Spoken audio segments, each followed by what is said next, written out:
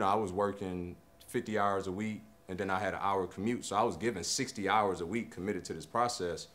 But because I knew I wanted to leave there, I was also given 40 plus hours a week to my real estate business. So although we may say that the minimum requirement is 10 to 12 hours, I was putting in 40 hours a week.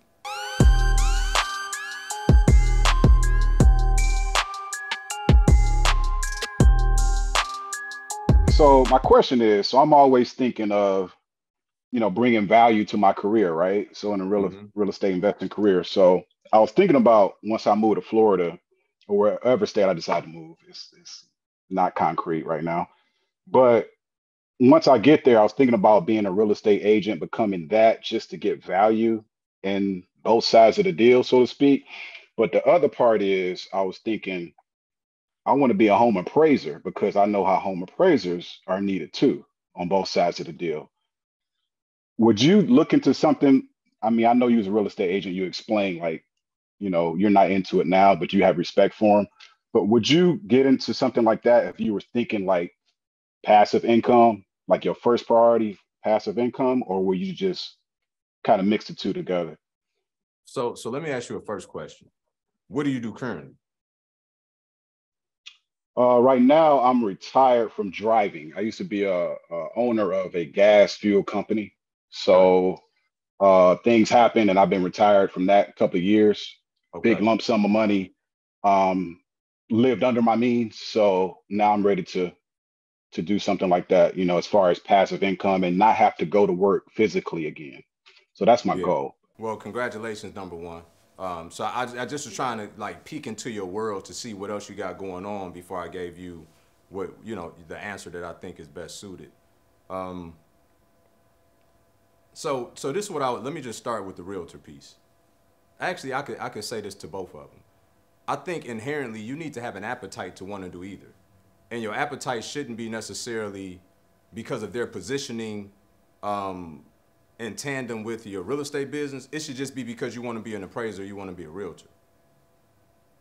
Because the truth of it is, right, to go out as an appraiser and try to chase down as many $400 checks as you can in a week, or to be an agent and try to chase down as many 3% commissions as you can, could you get a better yield on that time just putting more of that energy into your business and building it out to whatever you want it to look like?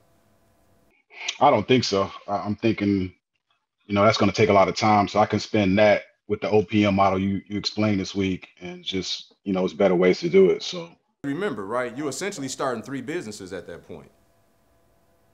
exactly. Because if it's a side hustle, it's going to show up as that, and it's really going to be more of a time distraction than it is a money yield, right? So, in order for you to be you, which I've got a good idea of who you are now, to do anything the way that you do everything, those are going to become three businesses, and they're going to be competing with one another.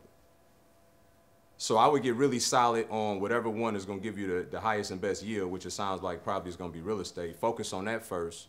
And then, if you want to diversify because you find that you got a passion for doing one or the two of those other pieces, then you could do that. I personally think the business is probably going to take you in some different directions, though. One thing you won't have to struggle with is how much time you invest into your business once you get this thing really going, right? So we encourage, like, we don't even let nobody come into our program unless they have at least 10 to 12 hours a week that they can put into their business, which is cumulatively like an hour and a half, 2 hours a day. Um, but it's because we've seen our most successful students have put at least that into their business. So I'm not interested in taking nobody money. If you don't have that kind of time allotted and you don't have a different strategy to negate that factor, then it's just probably not worth our time for you to get the best yield from coming into the program.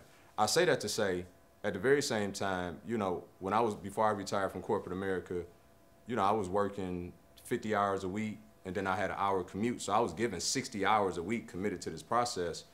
But because I knew I wanted to leave there, I was also given 40 plus hours a week to my real estate business.